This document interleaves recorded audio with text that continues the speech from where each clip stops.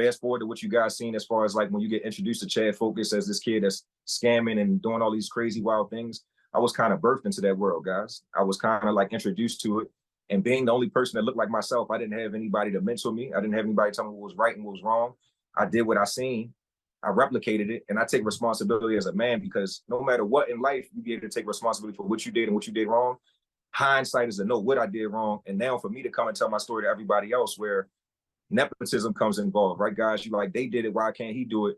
I'm not going to say that. I'm going to say I did it. This is my transparent story. They'll never admit to what they did, but just go ahead and take my advice, guys, and, you know what I'm saying, live and learn from my mistakes.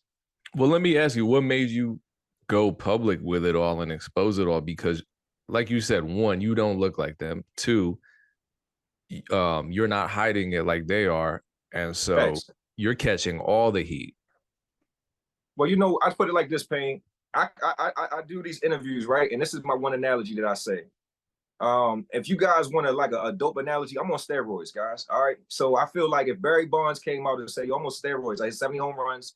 You guys made billions of dollars because of the energy that came around from me using performance enhancement drugs." Let's have that conversation. You knew, guys, because it was behind the scenes that we were not passing these tests. You guys had those reports. But guess what? If Roger Clemens came out and said, "Yeah, I was taking steroids too. I had to pitch to Barry Bonds. What you think I was going to do?"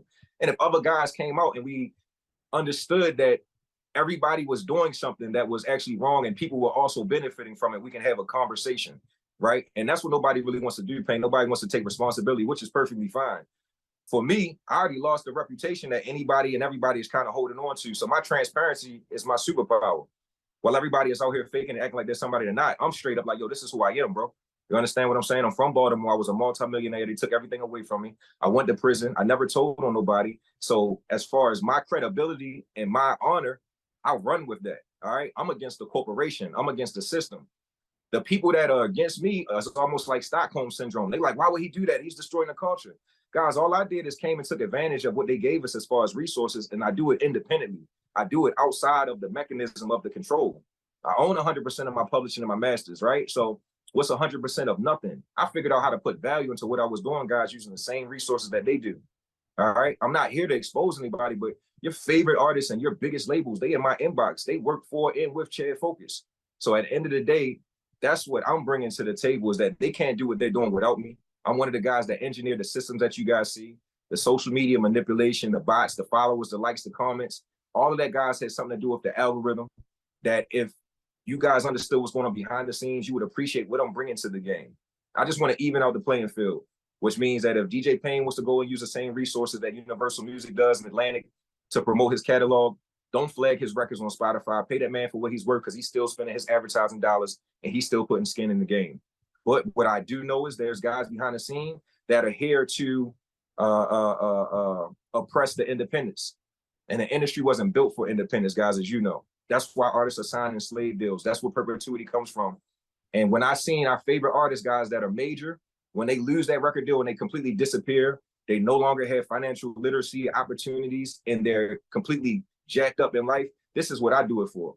I do it for the guys that everybody's forgot about. Some of our favorite artists that don't have insurance, that are in my inbox talking about they never got paid anything from their masters, that signed deals to get 1% off of their actual royalties. And when the label's spending all of your advance money and they're overcharging you for stuff, you're always going to stay in the red. Things like that people don't know these conversations about. You guys consume the music at $9 a clip. It used to cost $10 for an album, $14 for an album. So as a consumer, just think about, we come from that world, guys, where you're no longer even paying for your favorite artists to take care of their friends and their family. So this is not just about me. This is about the creators. This is about the independents. This is about the visionaries. This is about the DJ Paynes. This is about the Aaron Knights. This is about Chad Focus and T-Pain. It's just about Akon. This is bigger than just a conversation about me. This is about this entire, industry. And somebody going to go ahead and have to fix it. Why not be the face of what's going on? I'm not the martyr guy. I'm just the one that's telling his story, and it's the truth. And it makes everybody uncomfortable when you tell the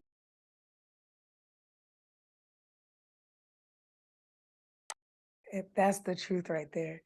So if we can dive back into the marketing, so you're an SEO master and you taught yourself.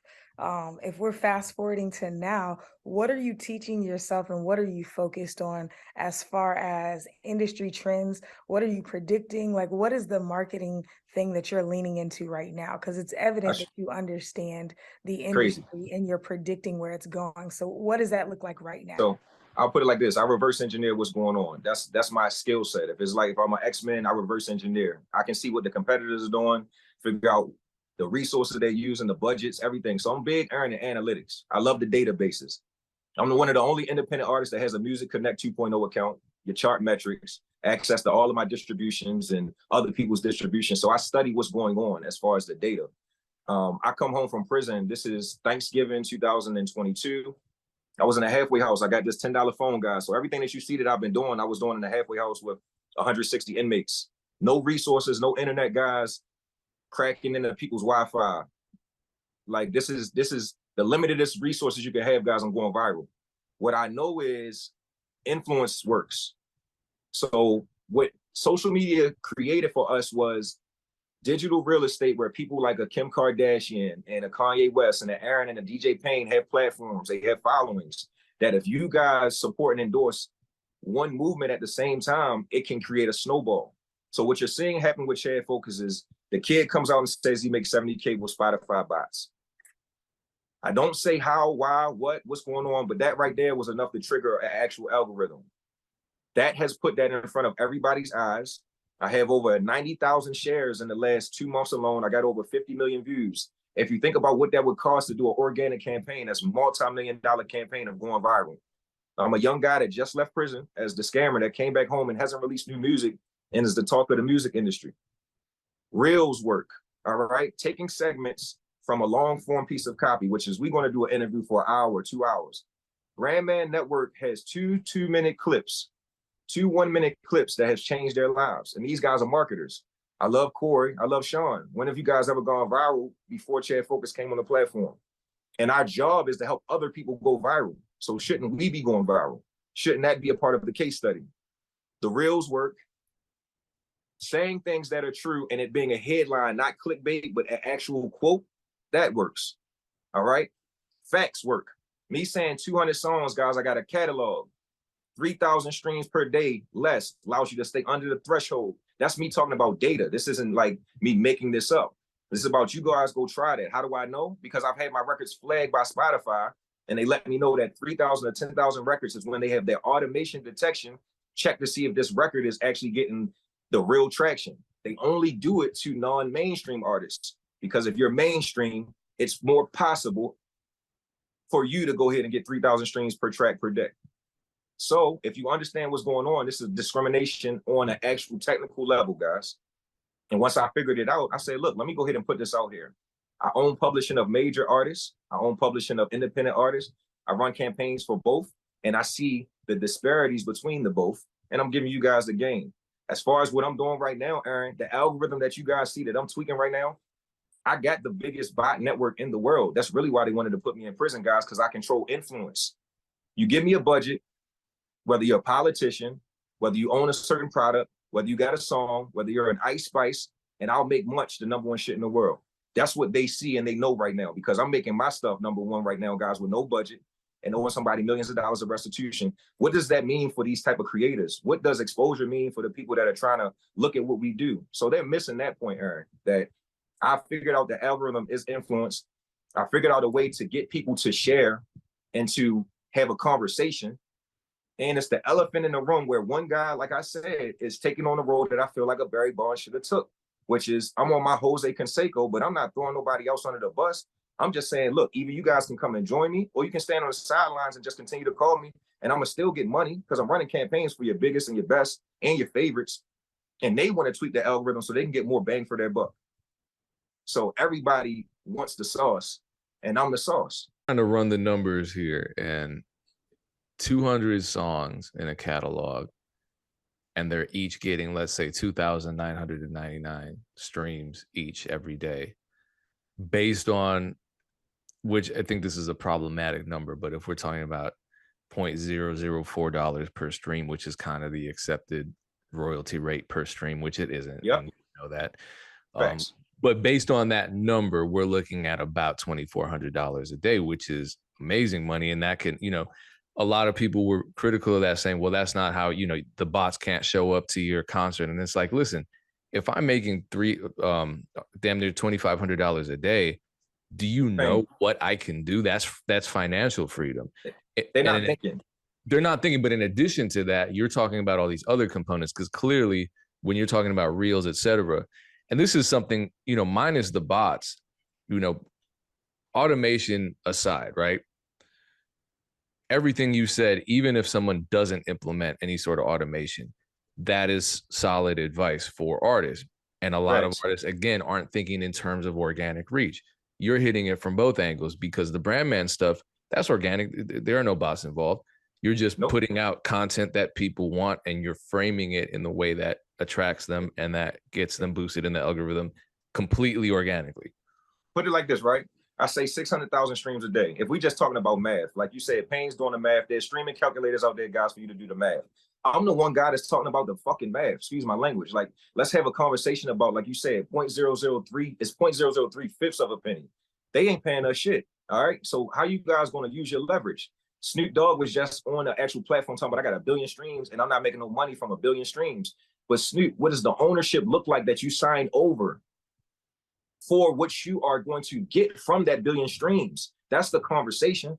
So we know 1 billion streams makes $4 million, but maybe you only getting 20% of that $4 million. All right. Maybe if you owned 100%, 1 billion streams would be $4 million sent right to your TuneCore. If you look at what Russ is doing, guys, and why he's genius, he built up his catalog. He went and took the leverage to the actual fucking record labels, guys. They built them and made them famous. He put out some #1 hits. He retained ownership to the publishing, and now he cashes out TuneCore every single month, guys, because he's famous. He got a fan base. He leveraged the system, and he gives you the game. And what does he say that everybody gets mad at him for, Payne? I write, produce, own, engineer, mix, and master, and everybody's like, damn, yes, guys, I kept it all in-house. I own everything. What they don't talk about with Chad Focus, I built my own record label. I'm from Baltimore. I taught myself music and publishing, guys. I do my own copyright, my own admin, my own sound exchange, my own song trust. I got digital radio, internet radio. I understand advertising. I've been doing AdWords. I monetized every last piece of the game, guys, and taught myself. I went in all of these meetings, guys, and figured this out. If I do 1 million streams, which Payne, you could type in Chad Focus Spotify charting and see that in 2017, bro, I was top 200 in Spotify. I was making $4,000 a day. Easy. This is facts. I built my own video game app. I connected the API key from Spotify to my video game. I automated the bots to download my game on real platforms. Every time I have a minute, I got 2 streams. 2 streams allows me to make 1 penny. So I create formulas that make sense. Guess what? The record labels aren't going to put me on Madden and NBA 2K. I'm not getting no sync licensing deals. I don't got no friends at Xbox and PlayStation. But I can go on Fiverr, guys, build an app, put it on the Google Play Store, put it on the Apple Play Store, and I can use the technology to make it work for myself. All right? And then I can help you guys do it, $5,000 a clip. But the game is, now that we're doing the streams, right? I talk about 18 million to 20 million streams safely. I'm no longer focused, guys, on making a single work because I'm trying to make this work for life, guys. I got a catalog. Your one-hit wonders are still performing the same song 20 years later because they don't have a catalog, because they don't get streams for anything but that one song. So when they go perform other songs, we look at them and say nothing at all. So you got to think about where I see this game going at, Payne. I'm spending $4 to make $6, guys, because using technology is not free.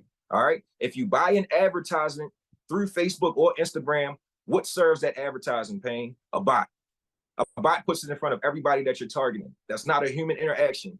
Payne isn't going and putting this up, guys. This isn't like newspapers and vinyls and TV and broadcasting. You're working with bots each and every day. Every time you go on a website and you got a problem with customer service, you're working with a bot, guys. I'm just the one that's using the bots, man, to work for me, my team, and my homies. 18 million to 20 million streams every month, guys, is $60,000, $70,000. If you're spending $40,000, guys, you'll make 60 to 70 grand, guys. I'm making $4 turning to $6. If you break it down, I'm making a $20,000 to $30,000 net profit. I do this each and every day. Not only this, guys, but your favorite artists are selling their publishing every day, and you guys aren't taking a piece of that. All right. Quality Control just sold their publishing. We got Murder Inc. sold their publishing. You're looking at Justin Timberlake sold his publishing. Lil Wayne sold his publishing. Do you know that those auctions were public? I own pieces of Beyonce. I own pieces of 21 Savage. I own pieces of Taylor Swift. This is public knowledge, guys. You can use the royalty machines that are out here. You can use Songvest, guys. So I'm giving you game, I'm giving you education. I could either take it and put it in and gatekeep it in Focus Music University for $5,000 a year, which I'm thinking about doing. So I can actually have people that feel like I'm giving them value, or I can continue to evolve and figure out more stuff. So that's the game for me, Payne. I want a Michael Jackson in the industry, bro. I want to own a Beatles catalog, bro. And I want to be the same guy that created Thriller. I'm trying to be both of those guys at the same time. And I mastered this. And everybody that we know in the industry knows about it, but none of those guys can sit in that room and have this conversation. And none of our favorite artists, rappers, singers, dancers that look at why they're popping right now realize that's coming out of their actual catalog. That's coming out of their royalties. That's coming out of their actual advances, guys. They're paying these guys to keep them in slavery and for them to stay cool in front of you. My favorite artist, guys, is Future. When he talked about Molly Percocet and said, I don't use Molly Percocet, and that went over you guys' head. You're being sold, you're being programmed, and respectfully, my favorite artists, guys, in the industry don't even know what's going on behind the scenes. Now, if we come together, game over. If everybody goes in and gets mad at Chad Focus, perfectly fine, guys. I'm from Baltimore. I wasn't supposed to make it past 30. This is light work. All right. I just did a prison sentence, bro. They took me away from my kids, took away my mansions, my cars. They strip you down to take your material. They can't take your mind. They can't take your knowledge. They can't take your passion. And Payne, they can't take away the data, Payne.